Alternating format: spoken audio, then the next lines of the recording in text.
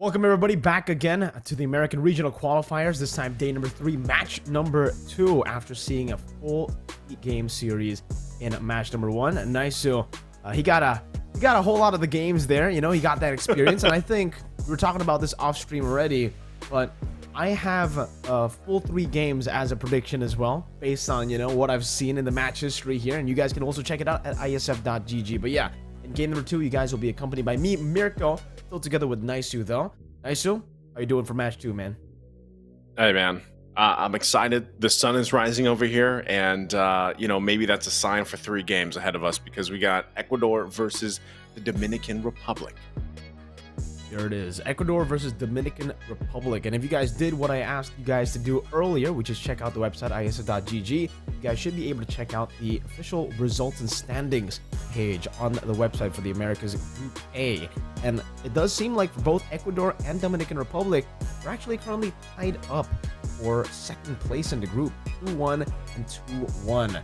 This is going to be the decider, I would say, you know, to who actually secures that second spot, because Colombia are undefeated in both games and matches in this group. So they're standing alone at the top. Now it's time to decide who gets the second seed, who gets the third seed, and then we'll see who makes it to the playoffs with the seedings. Because, man, I think based on the seedings alone, it's going to be very, very important, right? If you're going to be placed up against Group A, it's kind of a tough group already.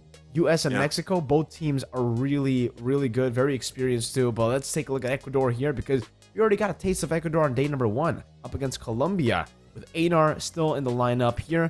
We got Luis Nicolai Galvilanes, Juan Rosa Castaneda, Jose Cahil Campos, and Steven Lucas Orozco. Yeah, I remember these guys. You know, when we got to see them on day 1, they had some moments where, you know, they looked really good, and they had other moments where it looked like they struggled. So it makes sense when you look at some of the standings that they've been through for the past couple of days now up to this point. And if I remember right too, this was one of the teams also, I think, that did like a role swap. I'm trying to remember exactly what it was, but I think Einar also was part of that. I forgot who he switched with, but even Cahil, wasn't he the Kufra? Weren't we casting that game? Wasn't Cahil the Kufra player here? So, you know, I think part of this is like, I'm still wondering how Ecuador wants to approach this because of what they've probably tested, even off-stream games for the past couple days. Because yeah, man, just like we saw in the first match, like Guatemala, they were doing all sorts of things. Like they shifted roles, they shifted lineup. I mean, we had a gold lane Benedetta, you know what I mean? So it's like we had some very interesting things already, and that's honestly what I love about the IESF tournaments, is we get to see things like that. So maybe Ecuador does something similar in this matchup, because we know what's on the line. We know that their opponent ahead of them, as we take a look at this, they've got to beat them here. Dominican Republic, let's welcome them right here. Jose Jun Ortiz, we have Ripken Mamba Jimenez, John -01 Perez, Justine Too Easy for Sheik, Cyprian, and Joel 7 Almonte. And so I think for Dominican Republic, this is going to be the first game that we actually, or the first match that we see them on the stream, or at least my first time casting their match. So very, very interesting stuff already. Going to see this, the fact that they were already playing, you know, some off-stream matches, and they were able to get a 2-1 record is impressive. Only really dropping a match to Colombia, which is the dominant force in Group B. So nothing to be ashamed of, honestly. It's the same opponent that gave Ecuador a loss, and I think right now definitely becomes proving grounds for Dominican Republic. Ecuador, they had time already on stream, and maybe that could be also a way for Dominican Republic to go and read them out, right? Like you mentioned, Cahill on the Kufra was one of the picks that we did see on Ecuador. Also, they had to go for the horse, the high loss in game number 2 up against Colombia with the Martas too. So, like you said, you know, a lot of these teams, it was Guatemala earlier, but a lot of these teams will be going out for a lot of the, like, I would say, ridiculous compositions. They will go for the ridiculous compositions to go for the cheese and to ultimately get their opponents caught up in the curveball, because even getting one game here is going to be so important. Momentum is very, very important here, as we've seen from the last few days of the American Regional Qualifiers, and I don't think any of these teams want to drop game number 1. So at this point, I'm expecting both teams to actually go for cheese, right? Imagine that. 5 Red Tree versus 5 Arrival. No. we had enough of that yesterday. Miracle. I mean, there was enough heyday from all the Clippers from that too. But you know what? I will say on a note from that yesterday, it's in the game. It's a strat. If it's there and a team uses it, then it's a strat. They make it work. Great for them. But I think at this point too, like in this situation, it's almost like, do you really want to bring something like that, like a cheese strat or something that is a big curveball in the current things that we've been seeing? Now, going into this, even today, starting the day, I was like, maybe not. Maybe you want to play standard, everything like that. But Guatemala was like, no, we're not going to do that. We're going to put some weird composition together and make it work. And, again, we don't have tons of information on that, but maybe that was also comfort for Guatemala. Maybe that can be the case here between, these two teams, especially because, we've seen Ecuador, but now that we get to see Dominican Republic, like what do they bring to the table with, their flavor of the meta, if you will? Because the only thing that I can see here, based off the information that we had, based on their hero picks, like they love the Turizla. That's about it. Everything else was changed. Let's see. Zask already banned out this time. Ecuador on first pick. Dominican Republic on the red side. If I take a look at the statistics again, it does seem like Ecuador, they really, really find a lot of success on the blue side in both their wins here. All of their game wins has actually come through the blue side. And meanwhile, take a look at Dominican Republic, it's the complete opposite. All their wins have come through red side. We're gonna see right now both teams actually utilizing their strengths. Ecuador on the blue, Dominican Republic on the red. And I think they are already very well versed in the draft as well when it comes to the red side and the blue side, right? These are the compositions. This is the side that they've been able to utilize to get the successes that they've had in Group B of America regional qualifiers. So Zask ban, chip ban, I think everything's normal so far. I don't know if Dominican Republic want to actually go for the respect bans towards heroes like Ling, because technically we haven't seen that at all from Ecuador, at least not yet, right? On stream there's a Hayabusa ban though, so already respecting the jungler from Dominican Republic. Interesting. Okay, I'm wondering with the Hayabusa ban, if they want to, Ecuador's game plan could just be like, let's get the Ling, because I'm not sure if Dominican Republic wants to ban it out. I think Ecuador, like so far from what we've seen though, for just from all the teams, is that obviously there's still a idea of let's just pick these assassin junglers and make it work, because relatively I'm not sure like our average game time throughout the American regional qualifiers, but they've been rather quick. We've even had some games that are sub, obviously, like 9 minutes, so to speak here. And so if you get to the assassins, 6 minutes, world record, let's just say world record out there. If you pick up the Ling, your momentum for that is going to be very favorable. And I think Ecuador might do that. Like if they're just drafting for this, where they get the Ling, maybe even possibly like an Angel Ling combination. I believe we've also seen them play a Matilda, but depending on what Ecuador does here and on their next ban, they could have that game plan in mind already. For Dominican Republic, it looks like they like to go a little more well-rounded in the lineups that they bring. Like I said, the Turizla is still probably going to be picked up. Oh, there's a good response. Ban out the Ling. So what is left open here for Ecuador to pick up first pick? It's a good question. The Juicin. How can we forget? Picked up instantly. They set up for this, right? They banned out the Zaz, the Hayabusa, the Ruby. I think all these picks that are banned out by Ecuador actually sets up really well for Juicin. And these are the 3 picks that can actually be utilized to try to bully the Juicin in the early game, even in the later stage in the team fights. But Dominican Republic, they're also really quick with their response into the Turizla, trying to lock the Juicin down, also getting themselves a very reliable XP lane, a great gold lane too now, as they pick up the Moskov. Again, they've set up for this really, really well, the Moscow pick, because they've already banned out the Roger. And technically now, if Ecuador want to bully the Moscow, it'll be a tough job to do without the Roger. They might have to just, settle for Carry or Claude, someone that just also has the same idea in lane, which is basically farm up against Do they go Moscow. Harith? Wait for the power spike. Harith could actually work, but I don't know. If they want to go for an assassin like the Julian here, which is usually the normal option to go for when Roger, Ling, and Hayabusa is banned out, going for the Harith might be a bit too greedy, because it will reveal 3 magic damage dealers in the first phase, right? Yeah. Especially if they want to go eat it. They go Florin. And let's see the jungler. No, they're gonna go Yu Zhong. So none of the picks that we actually predicted, Yu Zhong and Florin coming out. And yeah, I don't think we've seen a lot of Yu Zhong. Yeah, we haven't. Definitely not Florin. Definitely not Florin. Have we seen? I think we saw one. Florin. I was gonna say I think we've seen maybe one Florin game. And if I recall, it did not win, or it didn't work out really well. But maybe with a Jushin here, it's part of it too is just to let it, like, I mean, obviously bring the heals, and that's the main point. But for Dominican Republic, I'm wondering if they actually want to prioritize for the roam, maybe Tigreal, but they pick up the Valentina. So the first phase actually for Dominican Republic, I really like what they did here. You know, locking in that Terizla, which was what I was saying coming into this. It seems like that's a mainstay pick for their XP lane. The Mozkov is there and the Valentina. So this kind of covers the grounds here. It's just, I think anytime I see the Jushin on the other side, it's like, have teams really, are they comfortable playing against this? Like, can they solve the Jushin problem? Especially with the Terizla, like early game, you know you're not going to be able to escape unless you flicker or penalty zone defensively, you know?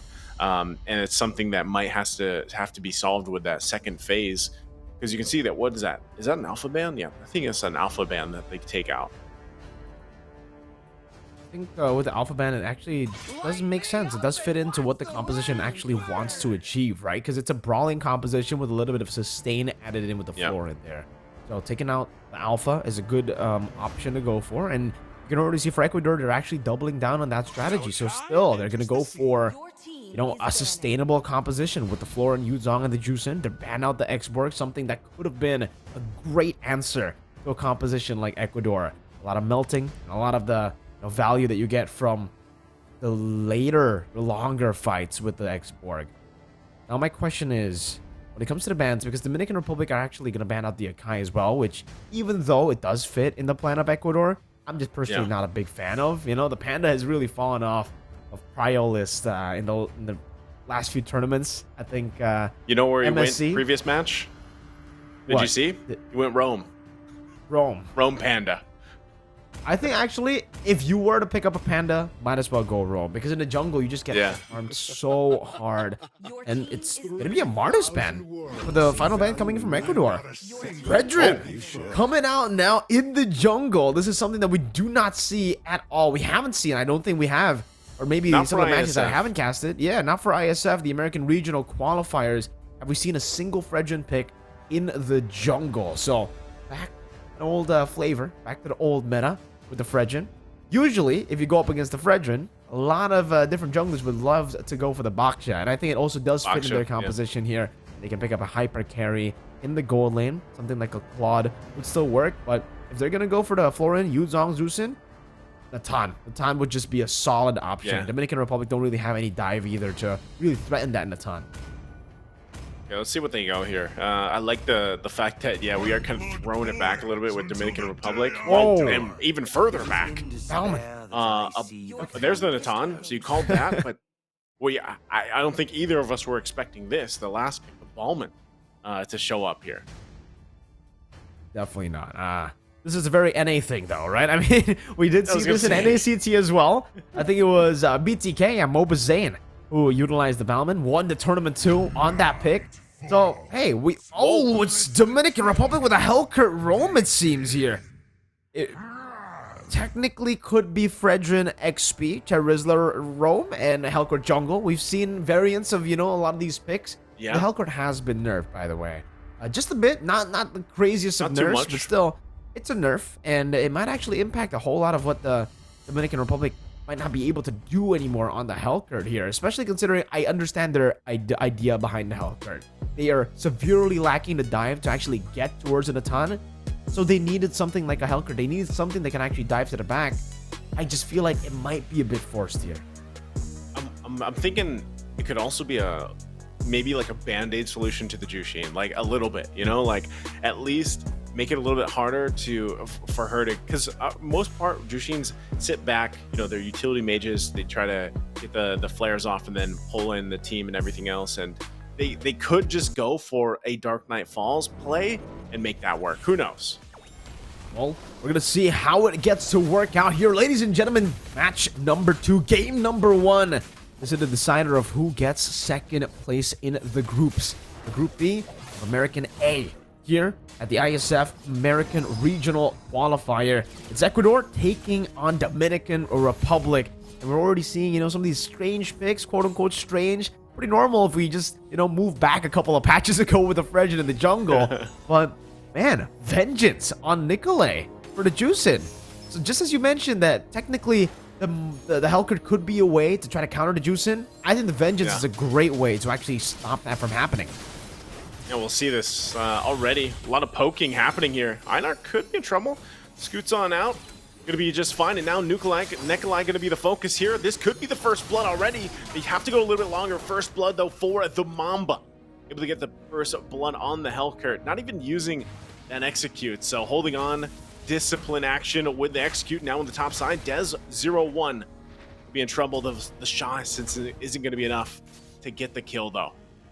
Still a really great start, though, for Dominican Republic, right? They have both of the answers that they need early on. They need to shut down the juicing, and they need to shut down the Natan.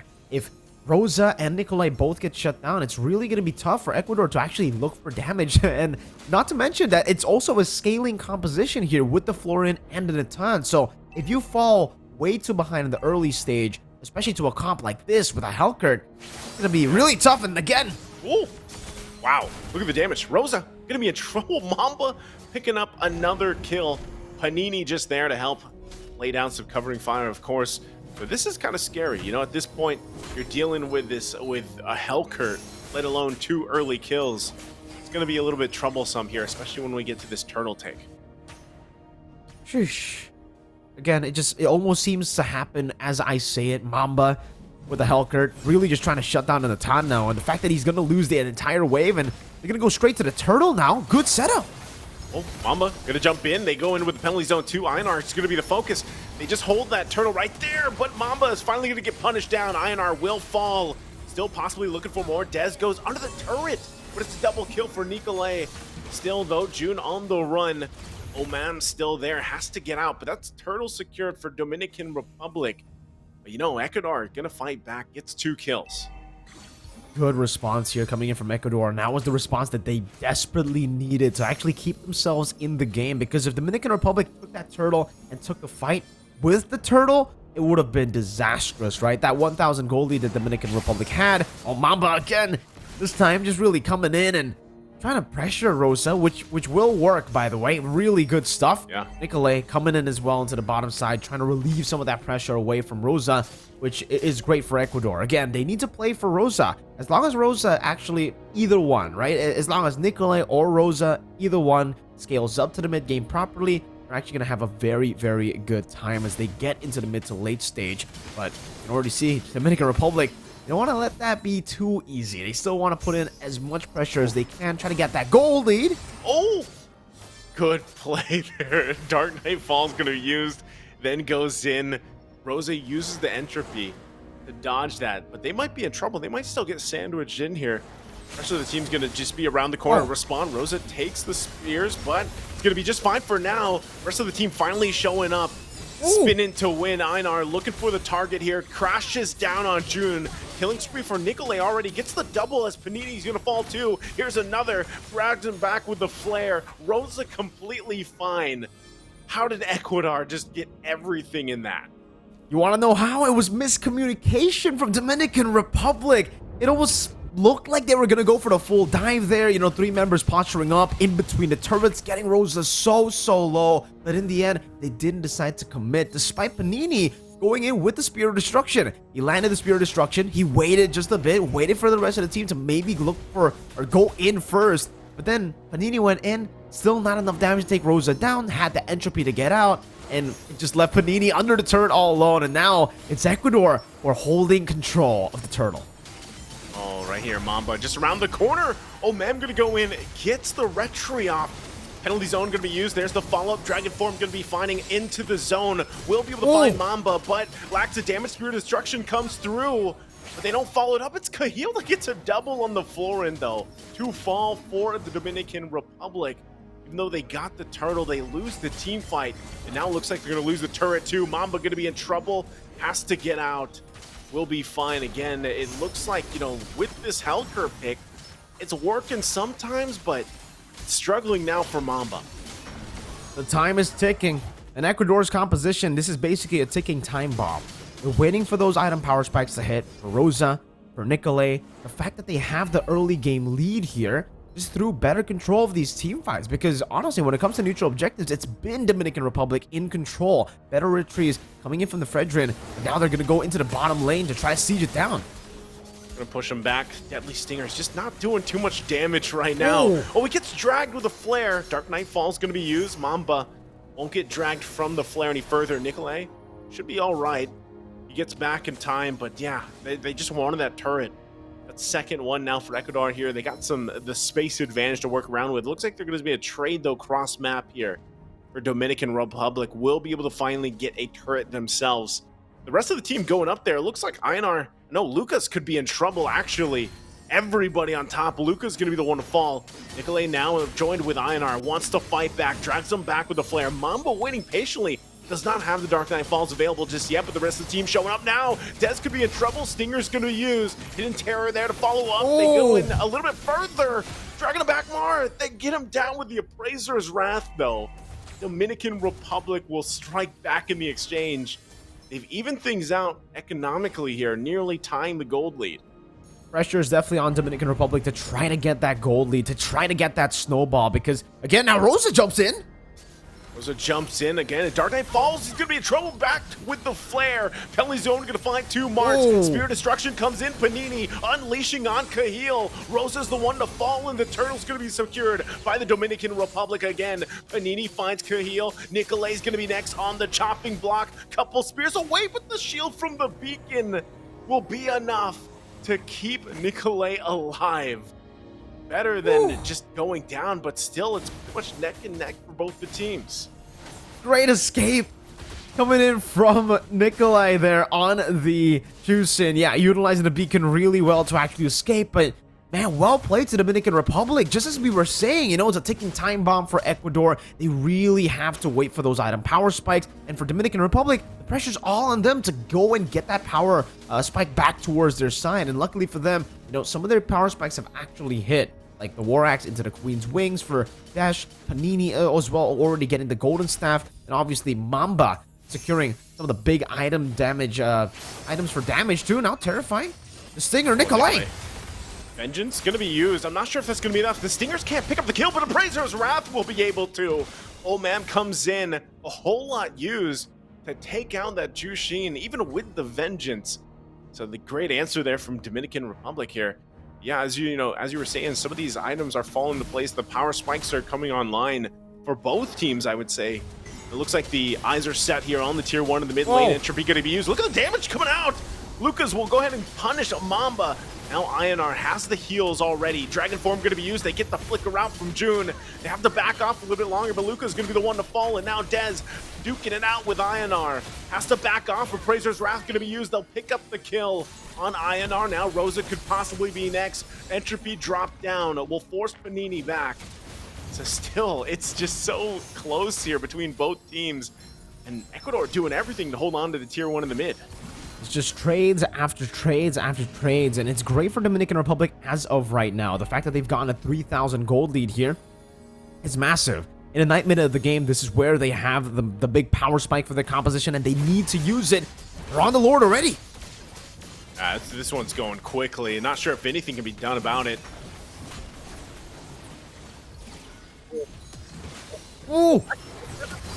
Find the target. Cahill is the one to go. Still finally gets taken down by Dez. Gets dragged into the turret with a flare. Not sure if he's able to escape it as Nicolay picks up the kill. Still going to go in for it, but they get the turret up top in the exchange. Lucas jumps in. Can't get the kill on Panini, though. But June jumps in under the turret, and they find another kill under the tier 1. Dominican Republic, talk about the team fighting they have here. And should be going to use from Rosa. Could not get the kill. And also Lord still up on the top side, making its way towards the base of Ecuador. Massive turnaround from Dominican Republic. It looked so good for Ecuador. The fact that obviously, Dash got picked off, thrown back under the turret, but Panini definitely overstepping as well. But in the end, again, through just kiting away and playing around some of these big abilities from Ecuador, they were able to outplay the situation. And again, like we mentioned earlier, the fact that they had a 3,000 gold lead before the Lord gives them so much power in this mid game. They're already a mid-game composition here with the Valentina, with the Terizla, the Fredgen, and obviously the Helkert. Especially considering technically for Jun, he can go for the steal on towards the foil. Oh, look at the damage coming out. Dark Knight falls again. They did enough to INR that he's going to fall under the turret. Mamba going to be the next one to go down. It's a 1-for-1 for now, but fighting under the beacon, under the tier 2 turret in the mid lane. They'll keep Nikolai together. Going for the pull here on Panini. Will get the flare off, but takes a couple shots himself. Rosa there to help him out. Going to force him back a little bit further. And once again, the trades for trades here, even with a 5k gold lead, Dominican Republic still has to respect what Ecuador can throw at them, as we just saw under that fight. Again, that was a forced initiation from Dominican Republic under that tier 2 turret in the mid lane, and it still stands. seems it's going to be the same story all over again, just back and forth, right? For Dominican Republic, when they're in the lead, they will be, very, very confident, very aggressive, very proactive in looking for these initiations. And it's the same for Ecuador. But again, for Dominican Republic, it's good for them right now. Jun! Oh, Jun gonna be in trouble. Look at the damage coming out from Rosa instead. It's a trade, the 1-for-1. Einar's down, they go in. Beacon's gonna be used. They pull 2 back, looking for more, but Mama gets out with a hidden terror. Oh, man, still fighting, looking for a possible kill on Lucas. Not gonna be able to find it though. Finally, Lucas does go down. It's a double for Omam. Panini still on in the backside. It's only Rosa left alive, but it's a double for Mamba. They get the wipe out. Dominican Republic survive with 2 members. And now they'll go ahead and march it down the mid lane to get some more turrets.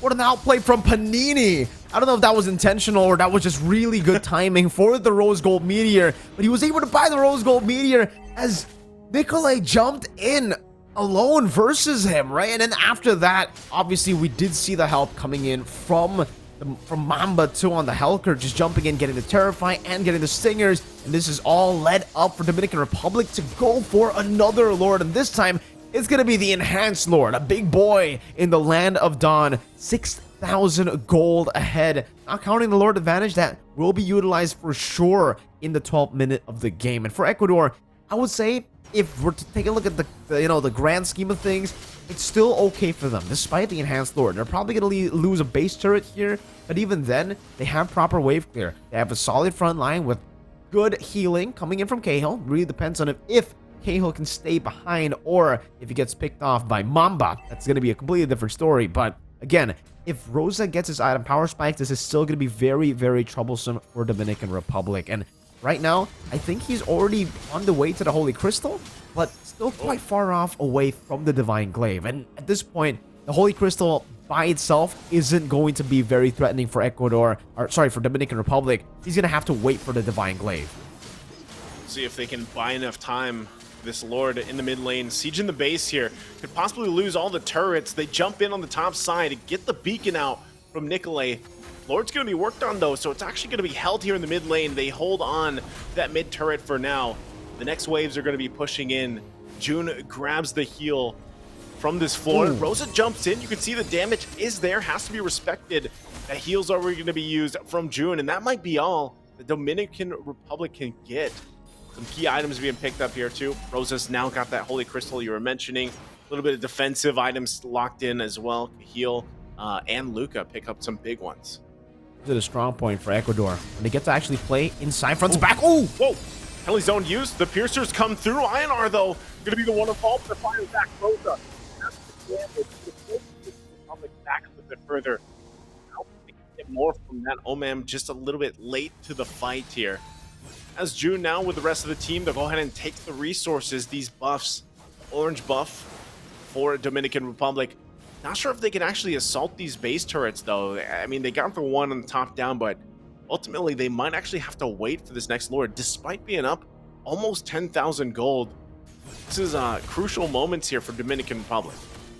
Again, it'll be very, very tough if we do enter the very, very late stage of the game. But even if we don't, at this point of the game, if Dominican Republic don't have a Lord to push in with, it's going to be really tough to crack open the base turrets, because this is technically where Ecuador find themselves in their strongest point, at least in the 15-minute, is when they can actually still form a proper front-to-back composition, just peeling for Rosa. Because all the skirmishes that we've seen that has been going towards Dominican Republic have also been front-to-backs, yes, but it's been more chaotic, right?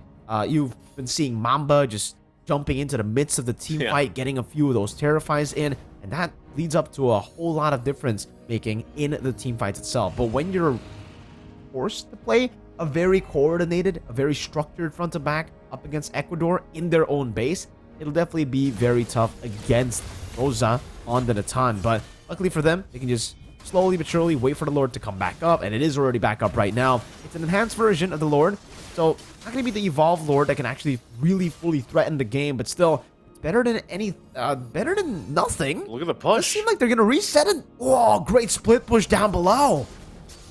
Oh man, the great distraction. You gotta watch out for the Mamba here. He's gonna make plays like that, so good distraction, you know, and Dominican Republic off of all of that will not only get the Lord, but they get that base turret. So this is a lot better situation for them to possibly push into the base and end it. Now, real quick before that, you know, what's Ecuador looking like here defensively? Are they actually gonna be able to hold things together? You know, Rosa, I'm not sure if he's close enough to Divine Glaive just yet, but how's their defense look? If they had the base turret in the bottom lane, I think it would have been way better. It would have been good for them. I think they would have lost all their base turrets, but in the end, they should be actually able to defend and, you know, see a later stage of the game. But the fact that they lost the base turret down below is definitely going to be very tough, because now it'll not only be a Lord pushing in, enhanced with the Lord buffed minions, but it's also super minions coming in from the side lane. So base turret in the mid lane is for sure going to be gone. I don't see a way for them to actually defend that, but in the end, this might actually be the game-ending push, the game-ending siege. See if Dominican Republic can do it. You got the minions there. Mid turret's going to be worked on. Lord is beefy. So Ecuador's got to deal with this one, paying attention to it for now. They do quick work with Rosa's damage, though. That's going to be worked on. Dark Knight falls. There's the penalty zone. Going to find the one target. Still going to lock down a little bit further. They're still holding it together. Mamba's out of the picture. Panini could be next. Des falls. It's a double for Rosa. Ecuador somehow has a successful defense amongst it all and holds the mid turret, forcing June back a little bit further, holds on to the Dragon Form himself. But Ecuador might possibly just turn this around and run it down the mid. Just one straight push could happen here. Nisu and Einar is going for Rosa. Entropy forward. You can see that damage already piling up. 10 seconds still for Mamba. Panini is down for another 15. Oh, trying to get that flare off, but they're just going to work on the turret here. They're going to clear the lanes. 10 seconds for Panini. Is Ecuador going to turn this around and win the game here? Oh, man, goes in, jumps out. June tries to keep him at bay. Dark Knight Fall is going to be used by Mamba, and they don't have a minion wave to push in. So that might be all that Ecuador gets. Oh, man. Some close stuff, definitely. And for Dominican Republic, disastrous for them. The fact that they were in the lead for such a long time right after hitting that mid-game power spike. But again, they were unable to get the base turret in the mid lane. And the big problem for them was the targeting.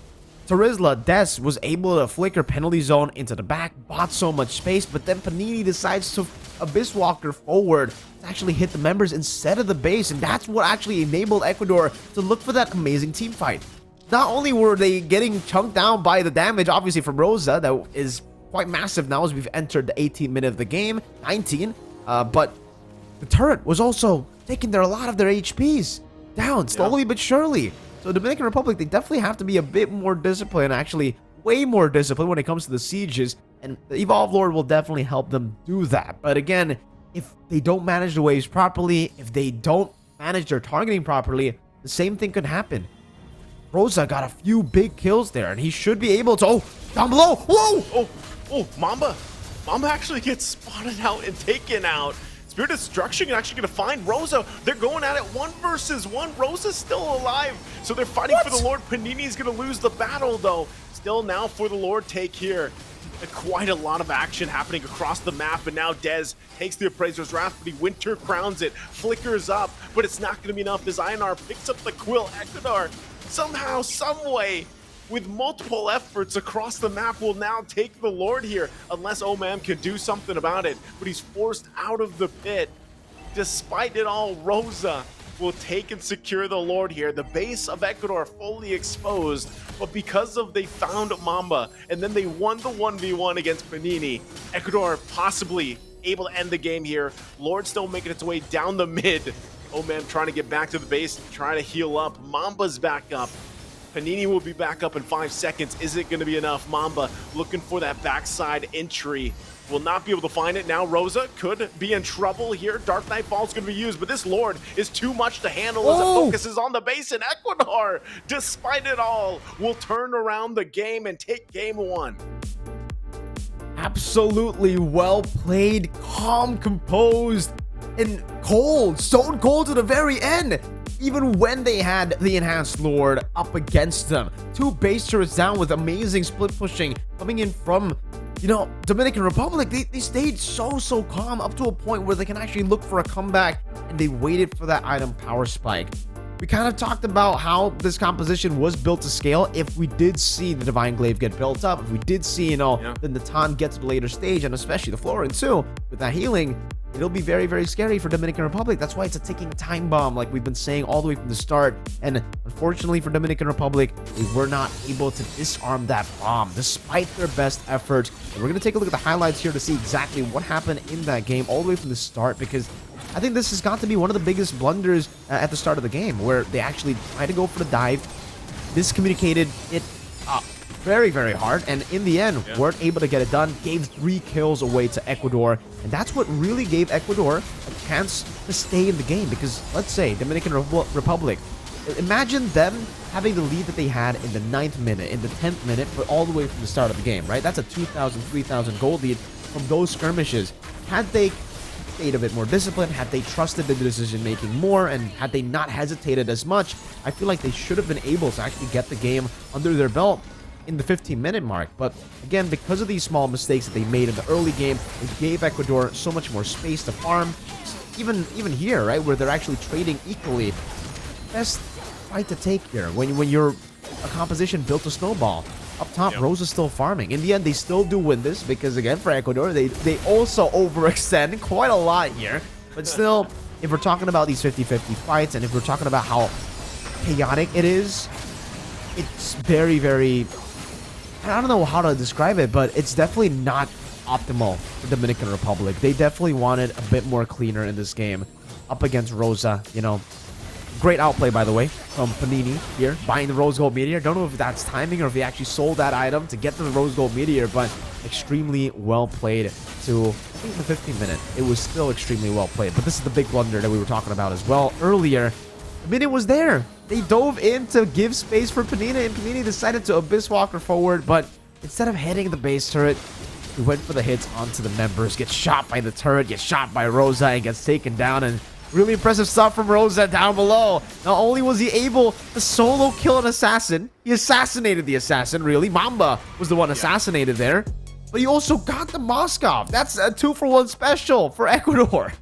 Yeah, I was going to say, Rosa, like in that last couple minutes, kills Mamba, and then the fact that the Spear Destruction landed on Rosa and Panini came forward and then Rosa still won that 1v1, like that's insane, and just crazy how Ecuador is able to, like you said, stay calm and collected throughout this game.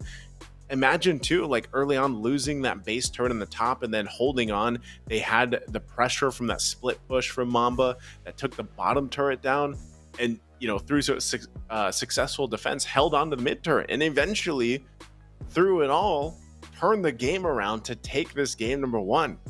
Talk about a team effort, really, for just Ecuador as a whole, and the lineup that they had. I mean, even the Ballman, like, I was still surprised with the Ballman pick, and Einar took a lot of damage himself, but it ended up working for them. Definitely did. It really worked out for them. And if we get to see the items, I think we would definitely see, I would definitely point out the fact that for Natan, getting all those items. It doesn't matter what time you get it. Obviously, it'll be better if you get it earlier, but Yeah. that's why Natan is always kind of a ticking time bomb. That's why every team up against Natan will be looking to shut Natan down from the very start of the game. And technically, for Dominican Republic, they were successful at that. They got him down twice in the early game. Really good stuff. But he got a big break in the mid game. Got an amazing killing spree. I would say 3 kills. And while we're talking about breaks, we're also going to be taking a 5-minute break, just very, very quick. Mirko and Naisu will be back with game 2 just after this 5-minute break. Oh, yeah, I mean, again, Naisu, like we said, right? There we go. Are we going to see a 3rd game in the series? Will Dominican Republic still be able, to pop off and show what they showed in the first few minutes of the game? Or is that comeback a bit too painful for them to handle, for them to recover from, for them to reset from in game number 2? It's a good question, man. Because I don't know, throughout that whole game 1, it was just, like a back and forth, right? Back and forth between both the teams here. And I think ultimately the lineup of Dominican Republic was just, if you didn't finish the game by a certain point, it would really start to like show its weak points, right? Especially when you're against a Nathan pick. Like, you called this in the draft, and even when we got towards like a certain minute, I think a 15+ minute mark, usually for Nathans, if you're eyeing an 18+ minute game and you get Holy Crystal Divine Glaive combination in your items, like, it's going to be scary, and if you don't have an answer for that. And I think part of this too is the Florin pick, although we don't see it often, help them kind of stay in that game and find success with the lineup and allow the Nathan to shine later on once that happened. So, I think it was just a combination of things that really worked for Ecuador here, and the discipline to stay kind of like cool-headed, I would say, because of, think about everything that was happening with the lineup that Dominican Republic had. Again, they were controlling, I still feel like as close as it was, Dominican Republic was controlling like the pace of like, where things were going, forcing Ecuador to answer, and having a roam Hellcurt in the first place is already like annoying enough to deal with. And so, like, even when we saw that split push down on the bottom side, like, you have to answer it somehow. And so I think even for that, just the way that Rosa played it was amazing to see, because they handled all the pressure points from Dominican Republic. So if Ecuador is able to do that and ride off this momentum of just reversing a game around, then this could be a sweep. It could be a 2-0. So I'm just wondering how Dominican Republic is actually going to adjust from this, because their draft was okay. Like, their execution was okay. They just let it slip at certain points in the game, which resulted in their loss. Momentum has been, an amazing point to talk about every single match we have, technically, because really, aside from the 3 matches that we've seen go 3 games, all the other matches have gone 2-0s, and it's been really quick, some of them, right? 6 minutes and 8 minutes, I think, yesterday from USA. So definitely still need to be talking about the importance of momentum, and especially momentum after a comeback game like that, because the game 1 victory wasn't any game 1 victory that we are kind of used to. Usually game 1, it goes off pretty easily, like one way, and then game 2, we see more of that comeback. And in game 3, both of the teams, they ultimately are able to read each other, and then we see a very, very close game. But it was very close all the way from game number 1 already, right? Both these teams are going back and forth. Like you said, Dominican Republic having the early edge, controlling the pace of the game and being proactive. But the problem is, maybe they were a bit too proactive at times. Too proactive for some of their members, and there was a lot of hesitation that came with it. This time, though, in game number 2, we're already seeing some changes. In Dominican Republic, firstly, they're taking the blue side away from Ecuador, and we are seeing the same bans from Dominican Republic, just only now in the hands of Ecuador. So Chip and Ling banned out by Ecuador. We're not going to see the Zask ban, nor are we going to see the Lang and Roger. So Dominican Republic really trying to force Ecuador to leave these picks open for them to first pick. What would they first pick here? I mean, Zask. I don't know if Zask, I was going to say, I don't know. That's what I was going to say, is I don't know if Dominican Republic wants to take the Zask first pick if it's left open. But the fact is, a lot of these quality hero picks that both these teams have now used up to this point are going to be off the table. So like priority wise, what do you want to take? Okay, last band's going to be Hayabusa. So I don't think, for at least for this, you can go ahead. Roger's open, actually. So you can actually, and Zask. So is this Ecuador taking Roger here? Zask is the trade. What's the best thing for Zask again? Is it the Tigreal? Like, is that the best roam option, at least for Zask? I think definitely something with, big CC is going to be a... Oh, there you go. Ruby as well. Talking about big CC, Ruby it's not really like crazy CC, but it is good CC to go up against the Sass. You have the Donra Wolf King. Good ways to disengage. I think is a great way usually to go up against the Zask. And the Roger, really just very, very flexible. Very good all around in the gold lane, in the jungle. The Moskov, that will still be the comfort pick coming from Panini, it seems, even up against the Roger. No problem this time around picking it up. And it's really just because of the combo itself right now. So the combo of the Moskov plus the Zask. And then they double down the Fredrin. Again, a utility pick. So I would say for Ecuador, this is a great time to go and pick up a jungler that clears fast. And technically, they already have that in the Roger, but if they want to go for Almond, what was the option they went for? Yes, in the previous game, they go for the Florin though. So really sticking to that game plan. And I think at this point, yeah, it worked in game one. They were able to come back. Maybe this time they can actually look for a snowball, right? Back to my point, Moskov Zask, really, really good combination because it allows the Moskov to just play around together with the Zask. And the Zask is an automatic peel almost in every single situation, especially if he goes Dominator's Descent, gets a double stun onto whoever dives in. Bye-bye. You're getting shot at by the little Johnnies, the big Johnnies, and then the Moskov. Yeah, it's almost too much to handle. And maybe the Florin, like I was saying, even kind of with a question mark from the first draft, was like, maybe this Florin is just obviously just for sustain for the most part. Like, you just want to get that true healing, make it work, withstand even the Dominator's Descent, from the Zask. It might be enough to keep that together. Unless this time around, Dominican Republic has an answer to that. But they're going to go ahead and ban out the Faramis here. They're still kind of locked down. Wonder if they actually ban out one more mid option, because they already took out that Jushin like we talked about. Roams are going to be the focus here, I suppose, from Ecuador. Still, if they actually want to go for one more to deal with, they took out that Matilda, the chip, earlier. I'm surprised, too. We haven't seen Luyi pop up too much at all.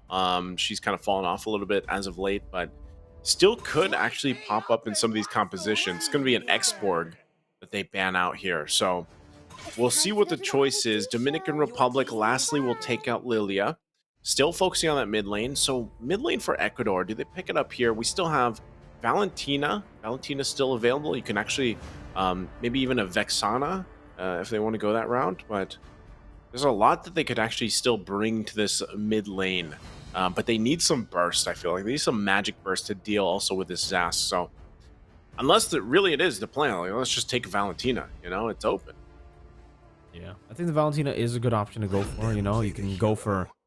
They'll go for the Yuzong first, so really, it's just game one's draft. But with the Natan swapped out with a Roger, but technically they can still go for the Natan.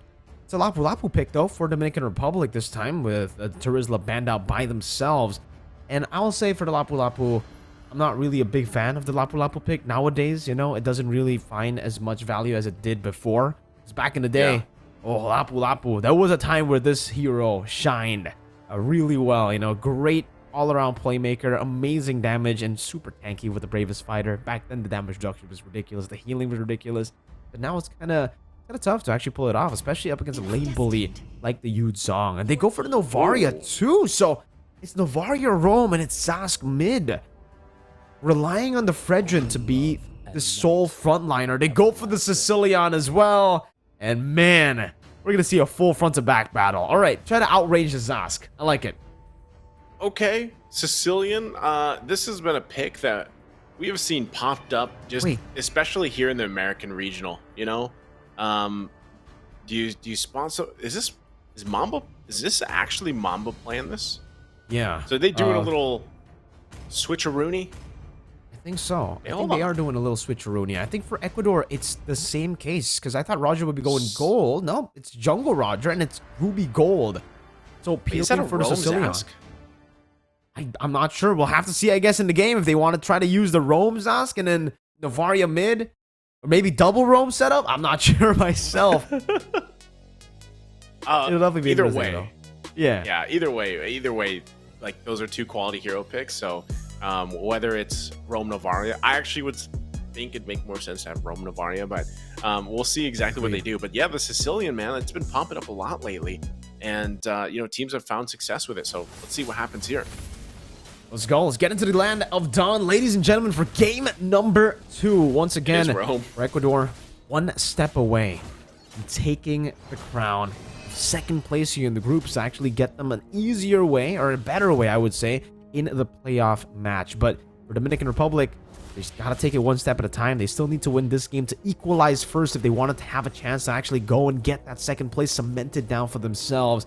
And like you said, yeah, it'll actually be Mamba on the Zask. Again, it does seem like, yeah, Mamba does have the roaming item. He is still level 1. He actually also went Temporal Rain. So it's all about the peel, which is...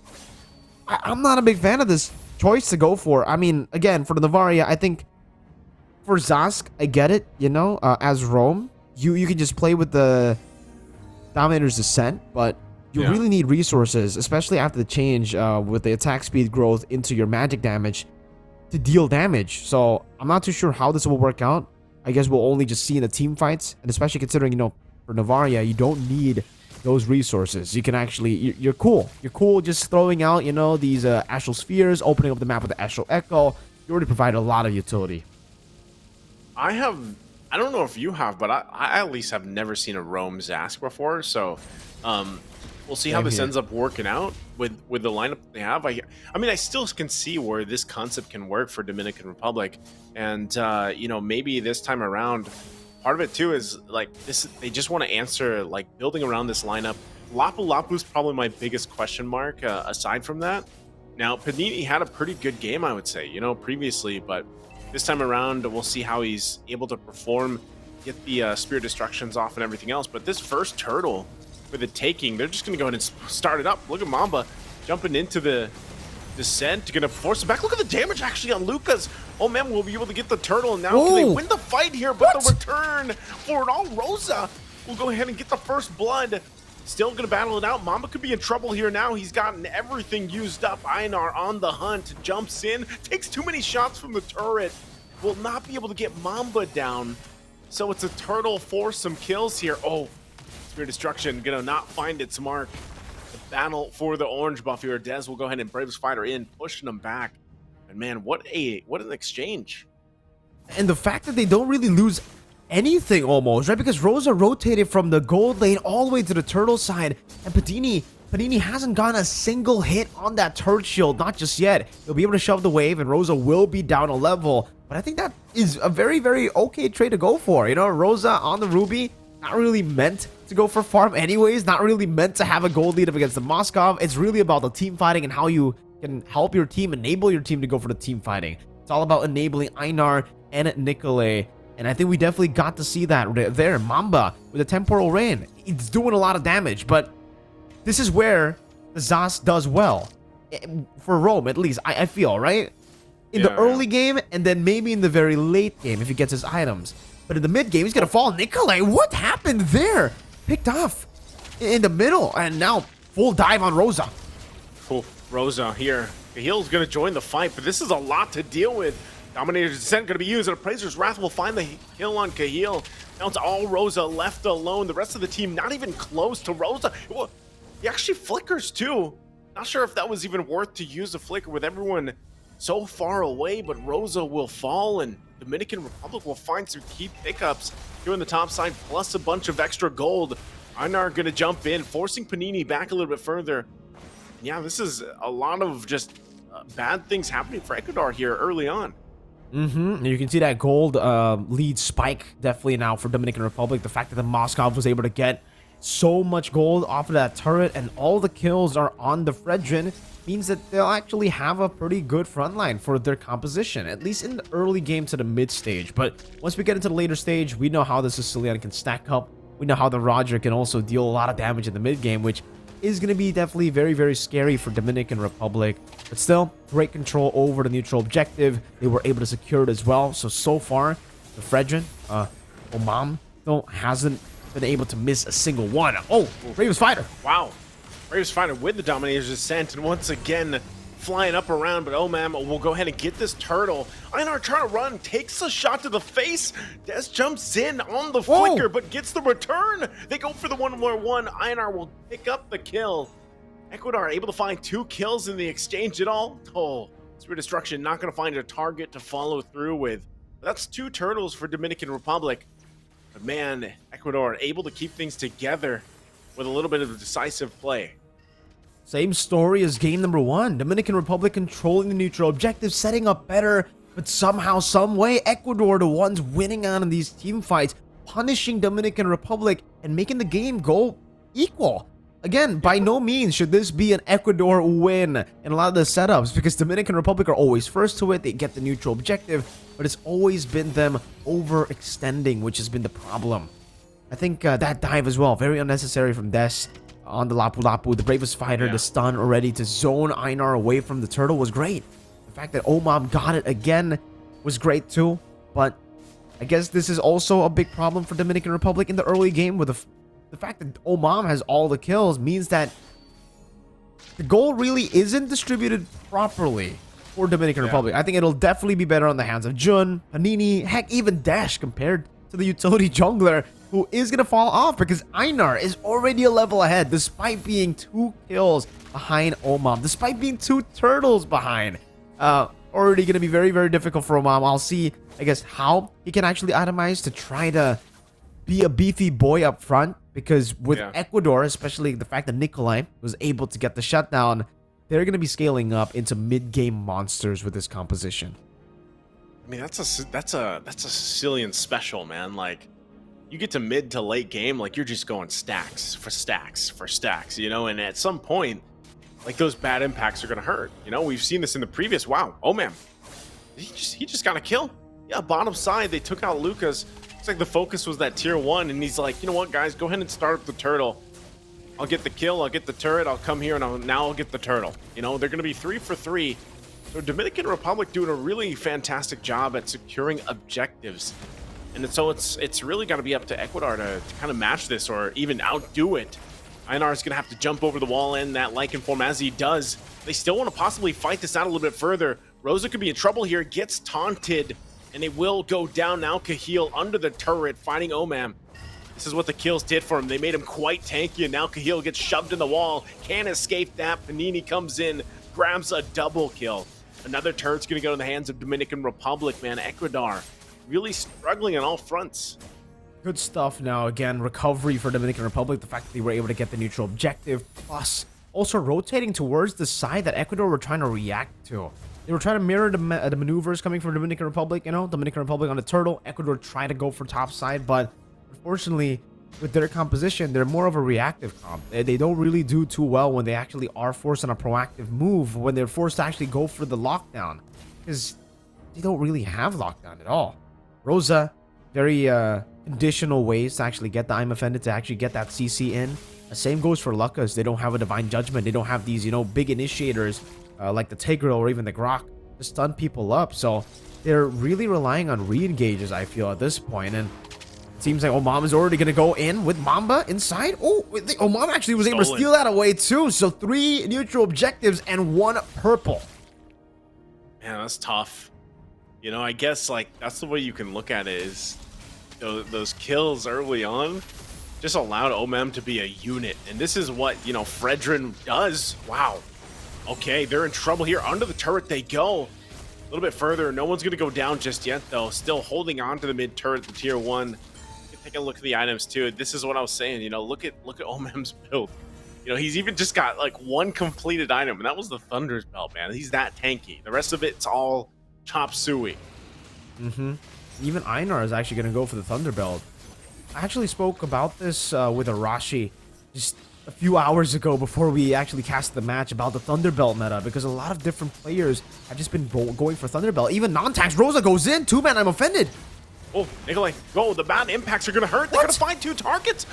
The Lord's going to be secured by Omam, but they lose 2 members. Now they're going to have to win the fight. Omam trying to keep them together a little bit longer, but Dez is going to be the one to fall. Now Omam, as tanky as he is, he only has the Thunderbelt as he falls under the turret. Man, they got the Lord, but at what cost was it? Panini, the only one left alive. Ecuador flipping the switch again. We'll grab the tier 1 turret in the mid lane. Also, the bottom's going to be worked on. They get a massive value out of these turrets falling down, plus resources here for Ecuador. How do they keep getting away with it, man? All the time. Again, neutral objective secured by Dominican Republic. The better setup, the better plays beforehand, and then Ecuador always finding these miracle plays, finding these miracle team fights to actually turn the game around and actually to take the game back to equal. Because despite the Lord being taken, I really don't think Dominican Republic can actually utilize the Lord that well here. The big waves in the mid lane, the top lane has been cleared out, so there's only one wave that they can utilize in the bottom lane, and technically they can still go for the push, but they're probably going to get the tier 2 and that's it. It's just the Lord and it's not the enhanced version, so it can't go for a charge. It's not quick at all.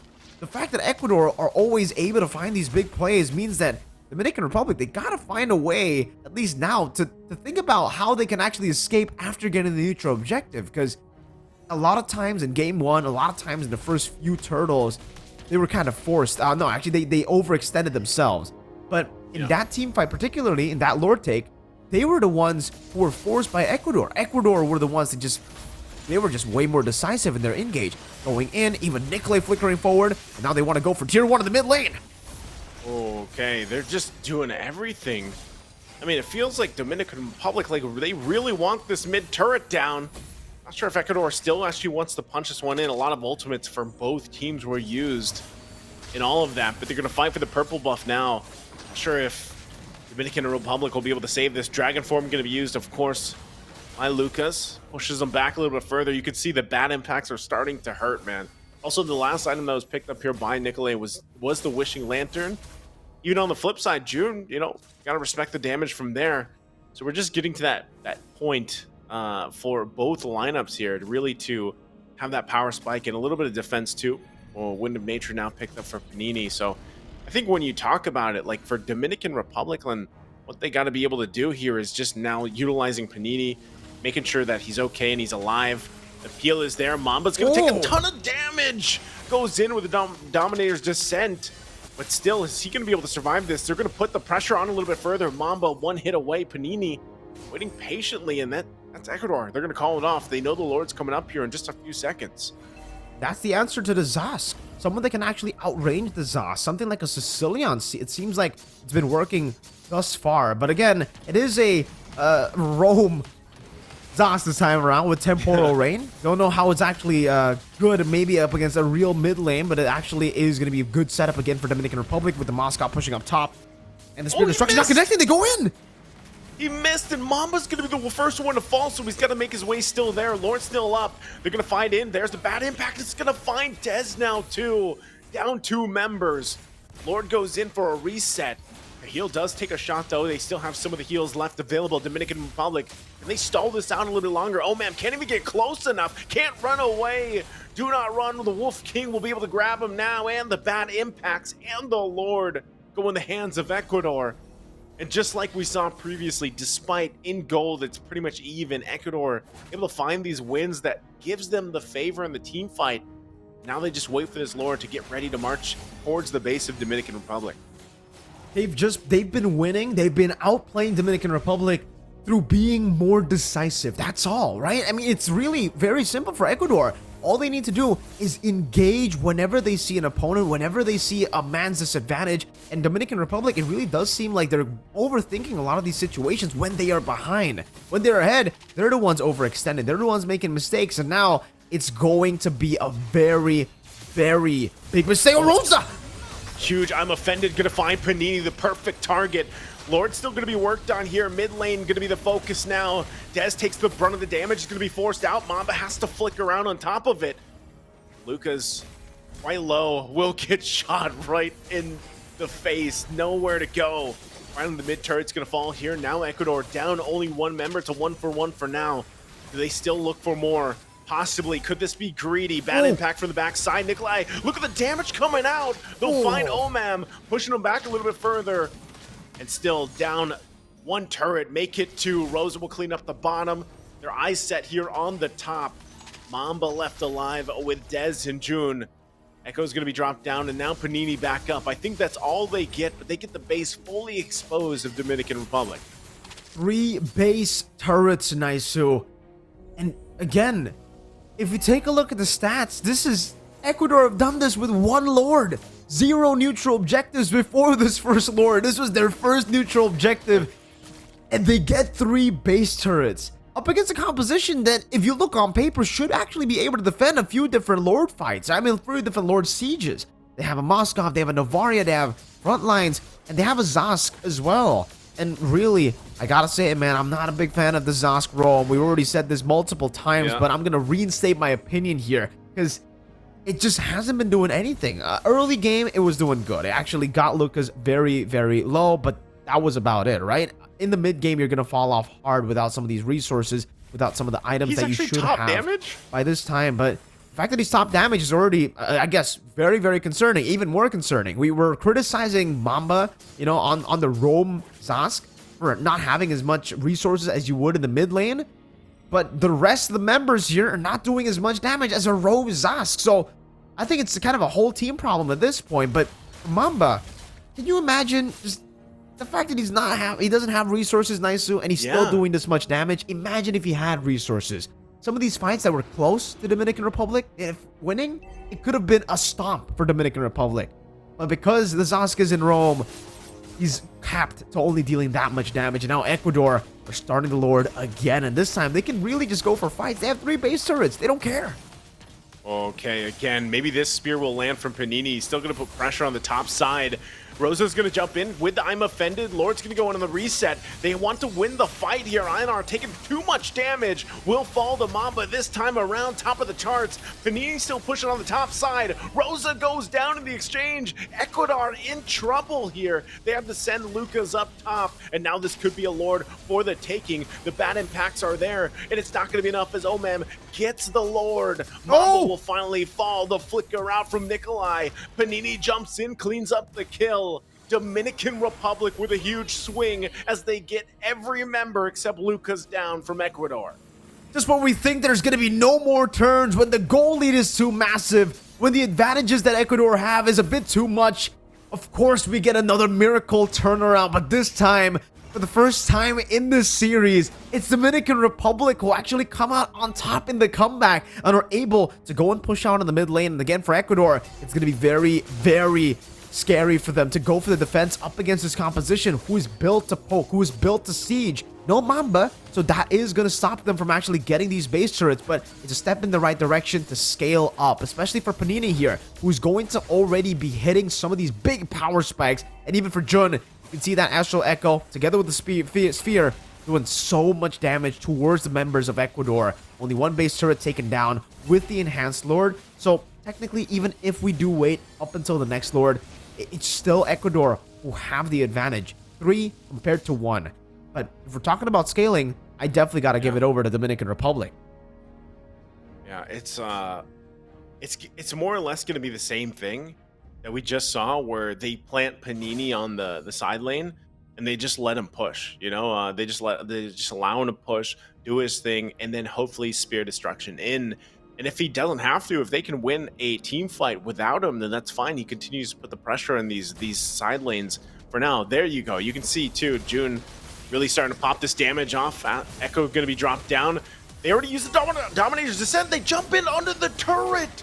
Dez has to pop the winner's crown. He could be in trouble here. Still going to go for it. Mamba's going to be the one to fall. It's a 1-for-1 for now. Still going to be looking for more. Dez could be in trouble when Immortality going to be popped. Spear Destruction on the backside. Panini finally joining the fight. He's unleashing the spears here. Kahil could be in trouble as he's the one to fall. Finally, Omam goes down. It's a bloodbath. 2 for 2 from both teams here.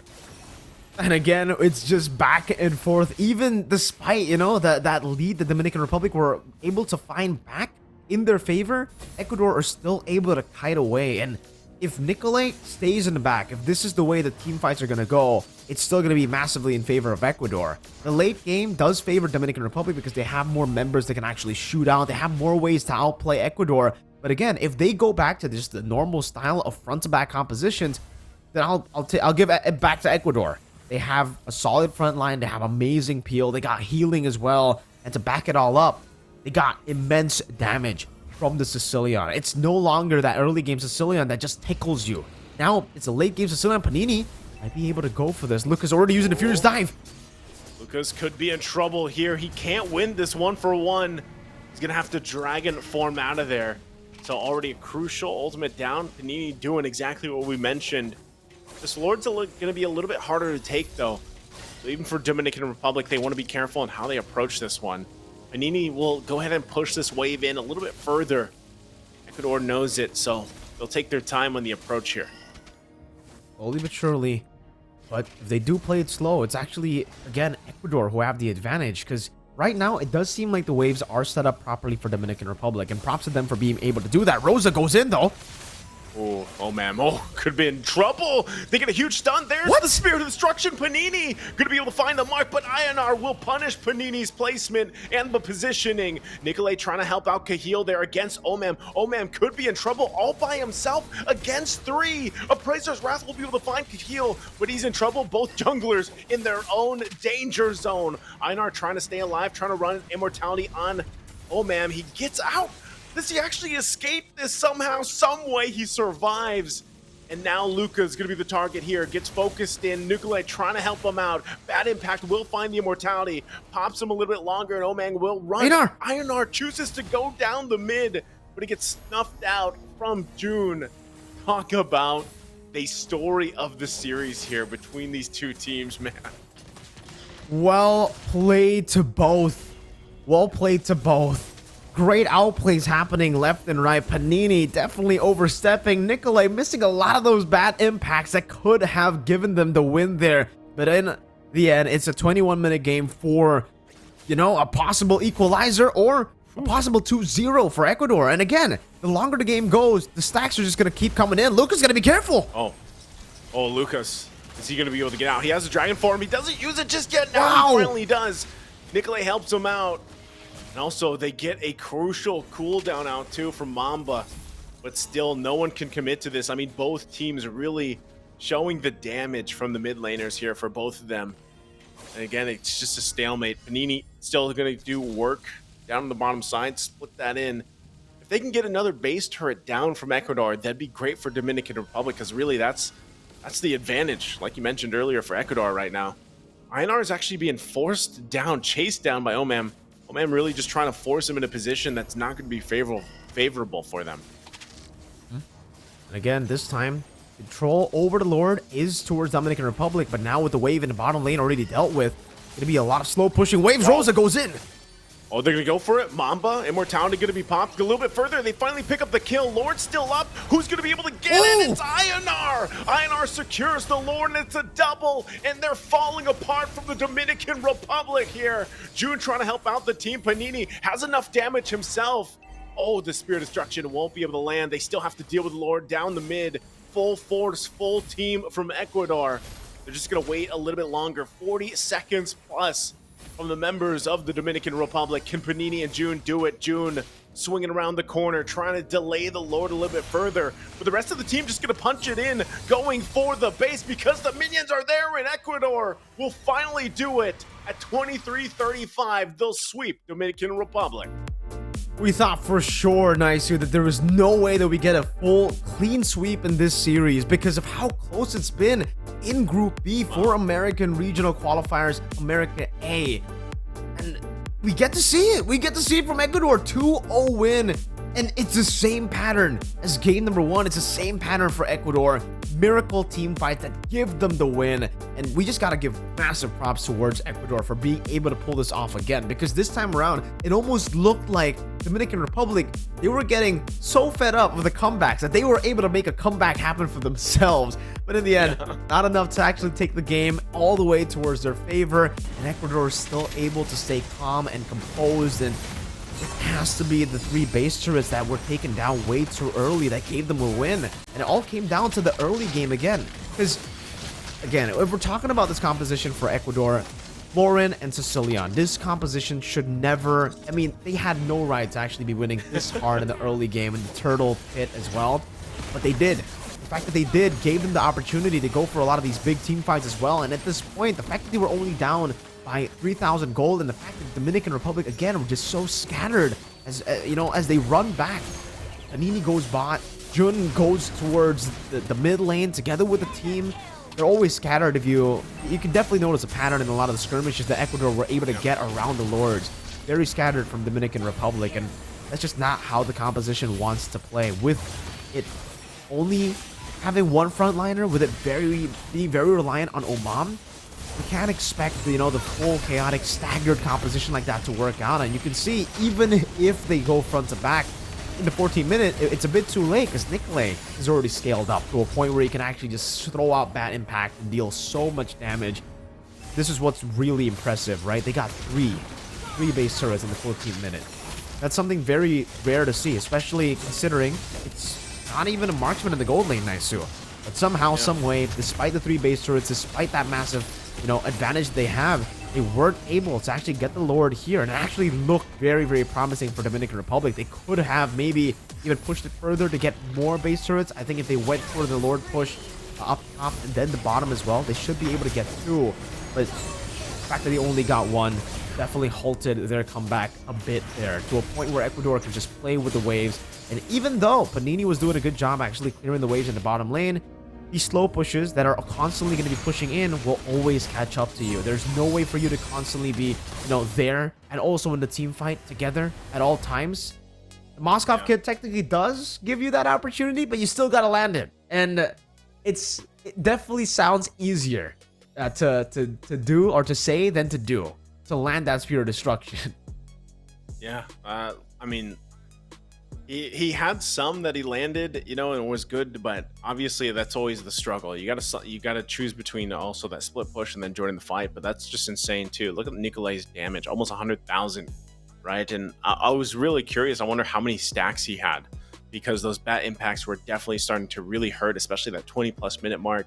And it showed, but yeah, I'm still surprised that this ended in a sweep, because this was such a close series between these two teams that it definitely brought interesting concepts to the match as well. Like you said, whether you hate it or love it, the Zask Rome for a while was top in the damage charts. It was actually doing its part, but I almost wonder too, like if Dez was on a different XP lane, like how this would have how it would have fallen into place. Because I feel like sometimes the Lapu Lapu just wasn't, doing what it needed to do in some cases. But nonetheless, INR is going to grab the MVP for this match here on that Roger. And there's a reason why Roger still shines in the jungle, whether it's in the jungle, whether it's in the gold lane here. Still, just a really solid hero. Guy gets a lot of the job done. Great execution, especially considering for the composition here. That's all the Roger needed to do. You really didn't need to poke that much, with Nikolai already dealing that much damage in towards the later stage of the game, right? So, really for the Roger, it was just wait for the right time, jump in, and it's painful for sure for the Fredge and for Omam there. The fact that they got 3 turtles, 2 lords, but the final one that he should have been able to get the win on, it went to Einar. That could have saved the game, I think, for them. If they got the Evolved Lord together with the Moskov, maybe it would still not be enough, but I would say it's up in the air now, right? It doesn't even matter anymore, because Einar was just able to out-retry him in that final moment. And it's just gotta be sad. You stay consistent the entire game with the retributions. You were able to secure so much, but in the end, faltering there. Any last statements from you, Naisu, for that game? It was a great match, and I'm glad to see new things, still at this point, because I think even by the time we get to WEC and Riyadh, the meta will be even more developed and even different. So great to see here, and congratulations again to Ecuador. Congratulations to Ecuador for securing the 2nd place in their group. But ladies and gentlemen, we will be going for a 36-minute break to see match number 3. I'll still be accompanying you, but Naisu, he'll be coming back later in the 4th match. We'll have Burger Cam. So, see you after this break.